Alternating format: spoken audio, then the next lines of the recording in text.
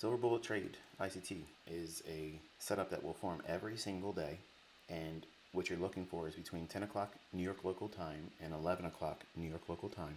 There will be a displacement in a direction that you should be anticipating. Once that displacement occurs, you're waiting for a fair value gap to form. When it does, you're going to be expecting that to be traded into and then repriced to a pool of liquidity that would be opposing your entry. For instance, what we're outlining here.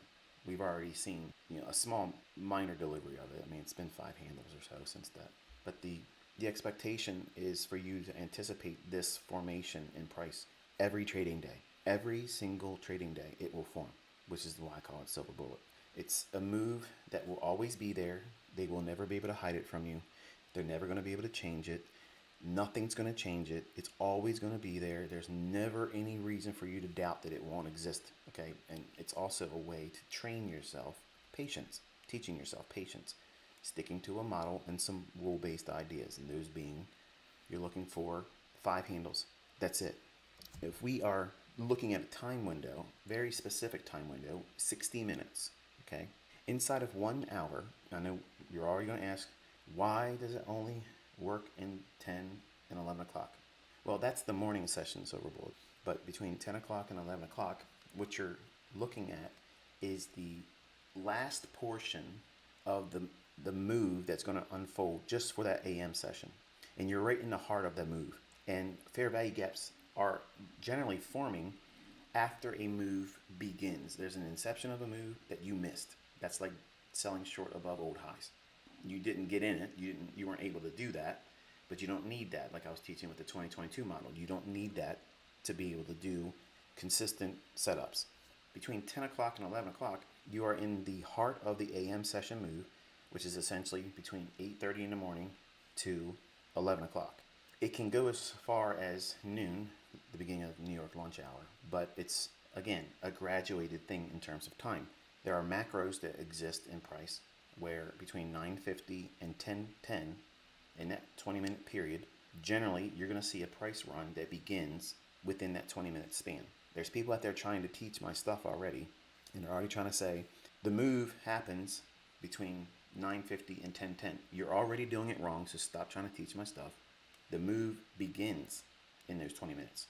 It's not the entirety of, I mean, obviously it can, in a fast move or a fast market, it can do that.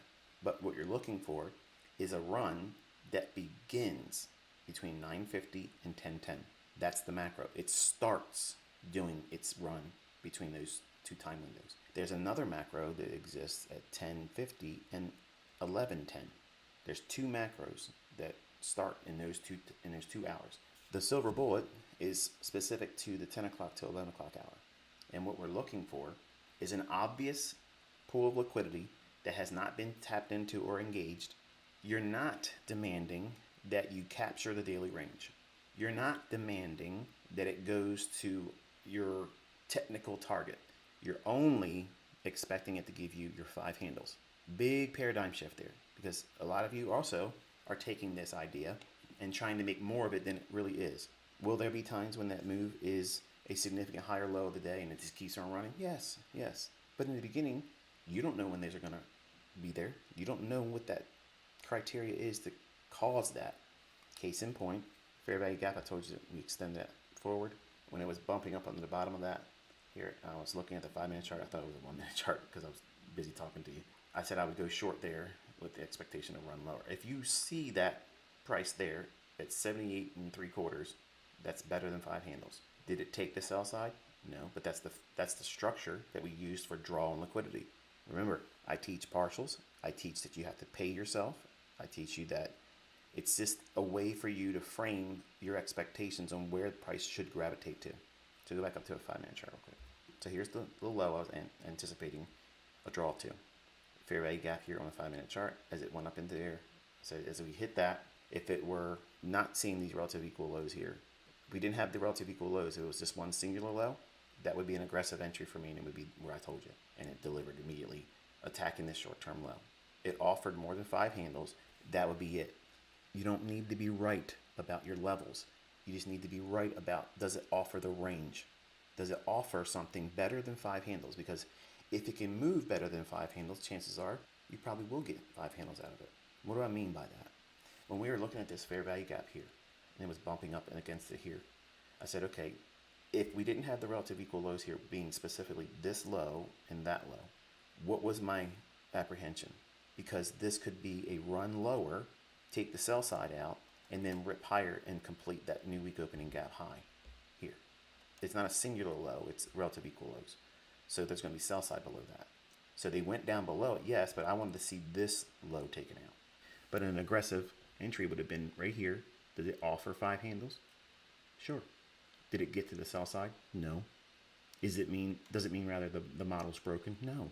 You're operating inside these rules with the expectation that it's going to offer you 5 handles. You might not get it. It might be an instance where you're watching price and you expect it to do something like I would, what I was looking for, and it might not deliver it to you. Between 10 o'clock and 11 o'clock, identify liquidity, find a fair value gap. A fair value gap has to be opposing, in other words, opposite to the direction that you anticipate the liquidity to be drawn to. For instance, fair value gap after displacement lower, we wait for it to trade up into the fair value gap and then trade towards a pool of liquidity lower in the form of sell side. If you're bullish, you're looking for the market to trade higher, displacement higher, leave a fair value gap below market price, then trade down to the fair value gap, and then gravitate towards a pool of liquidity, which would be buy side that hasn't been engaged yet, and it has to have better than 5 handles in terms of the range from where you think it might get to, not that it needs to get there. Remember, I'm teaching you how to look at price, removing the necessity of being right, because right is not, it's not a destination. Being correct is not a destination. Excellence in execution is, and it has a very small population. The only way you get to be a member of that is by doing the things I'm telling you to do and avoid the things I'm telling you to avoid.